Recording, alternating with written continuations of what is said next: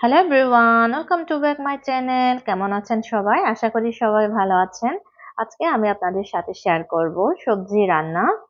এখানে আমি বরবটি নিয়েছি ৬-৭টার মতন, দিয়ে দিব এর সাথে দিব মূলা।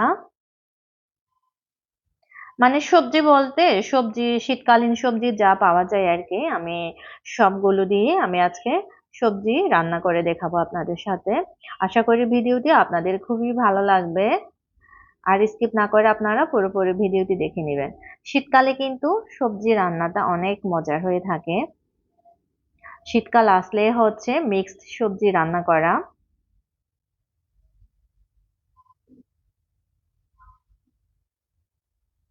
এখানে দিয়ে দিচ্ছি আমি শিম।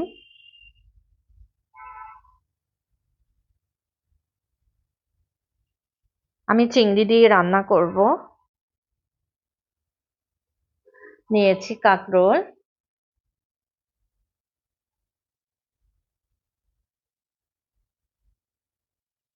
ভিডিওটি যদি ভালো লেগে থাকে প্লিজ সাবস্ক্রাইব করতে ভুলবেন না।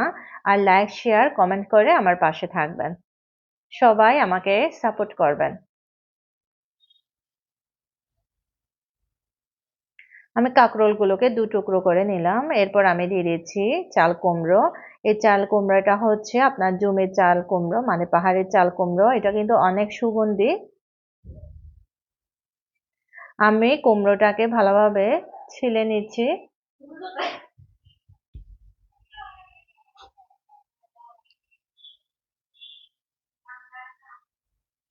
আর চাকমা ভাষায় কিন্তু কি বলবো, মানে সবজি মিক্স করা সবজিকে কিন্তু পাজন্তন বলে। অবশ্য পাজন্তনে হচ্ছে আমরা মিনিমাম ২১টা তরকারি দিই, মানে ২১টা সবজি দিই। এটা হচ্ছে কয়েকটা সবজি, তো এই জন্য মিক্সড সবজি। আমি দিচ্ছি এখানে ফুলকপি,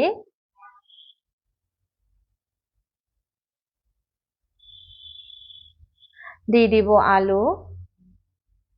আলুটা আমি ছিলে নিচ্ছি। ছিলে ছোট ছোট টুকরো করে কেটে নেব।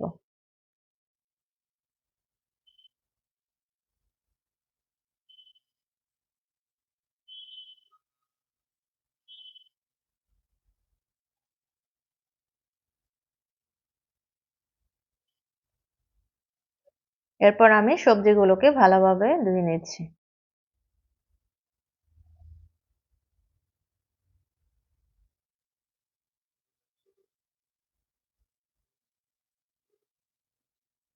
এখানে আমি বেগুন নিয়েছি একটা, টমেটো একটা, আর বাঁধাকপি। এগুলো একেবারে আমি ধুয়ে শেষ পর্যায়ে কেটে নেব।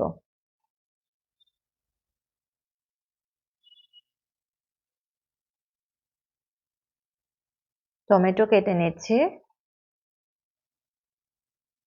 বাঁধাকপি কেটে নিব।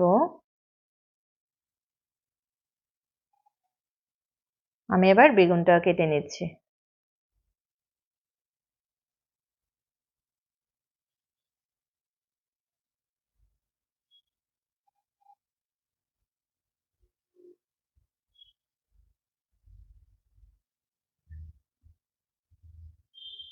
এখানে আদা ফুল নিয়েছি আমি। আমার একটা আদা ফুল রেখে গিয়ে ছিল একটা, আমি এই জন্য আদা ফুলটা দিয়ে দিলাম। আর রান্না করার জন্য আমি এখানে পেঁয়াজ নিয়েছি একটা, রসুনের খোয়া নিয়েছি ৪-৫টা। আমি রসুনটাকে কুচি কুচি করে কেটে নিব, পেঁয়াজটাকে কুচি কুচি করে কেটে নিচ্ছি। এবার আমি মরিচ বেটে নিব। এখানে কাঁচা মরিচ নিয়েছি, আপনারা দেখতে পাচ্ছেন পাহাড়ের ছোট কাঁচা মরিচ গুলা, এগুলো কিন্তু একটু ঝাল।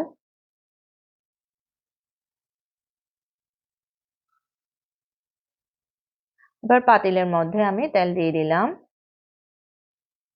দিয়ে দিব রসুন কুচি আর পেঁয়াজ কুচি গুলো। অ্যাড করব হলুদের গুঁড়ো, পরিমাণ মতো লবণ।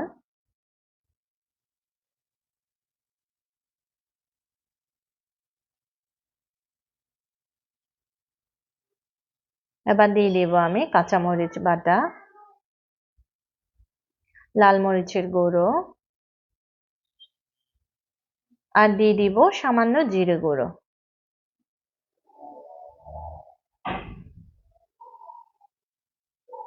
এটা সামান্য ভেজে নিয়ে, আমি সামান্য ভেজে নিব।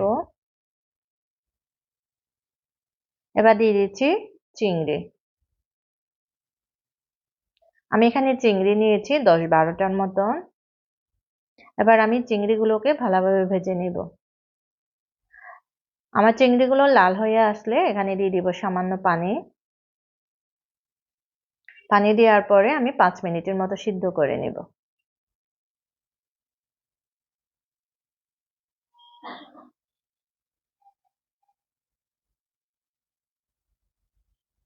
এবার দিয়ে দিব আমি সবজিগুলো।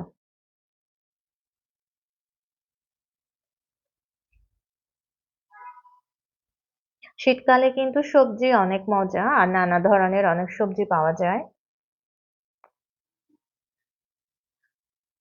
আপনারা যারা এখনো এই রেসিপিটি খাননি বা ট্রাই করেননি, আমার রেসিপিটা দেখে আপনারাও ট্রাই করতে পারেন। এবার আমি ভালোভাবে নেড়ে চেড়ে দিয়ে ঢাকনা দিয়ে ঢেকে দেব। এবার দিয়ে দিচ্ছি আমি পরিমাণ মতো পানি। আমি এখানে বেগুন আর টমেটো আর বাঁধাকপি আমি এখানে অ্যাড করিনি। একেবারে পানিটা সিদ্ধ হওয়ার পরে আমি এখানে দিয়ে দিচ্ছি বেগুনগুলো। বেগুন, বরবটি, শিম আর টমেটো। এগুলো আগে আগে দিলে এগুলো একটু নরম হয়ে যাবে, এই জন্য আমি এটা শেষের দিকে দিলাম। শেষে বলতে কি মানে আগে সবজিগুলো একটু সিদ্ধ হওয়ার পরে দিয়ে দিচ্ছি। যে দেখেন আমার তরকারি রান্নার রেসিপিটা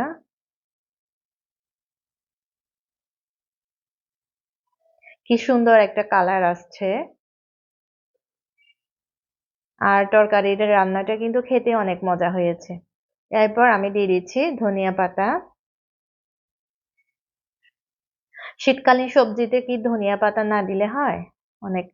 আর আমার রেসিপিটা আপনাদের কেমন লেগেছে প্লিজ কমেন্ট করে জানাবেন। ধন্যবাদ সবাইকে আমার ভিডিওটি দেখার জন্য।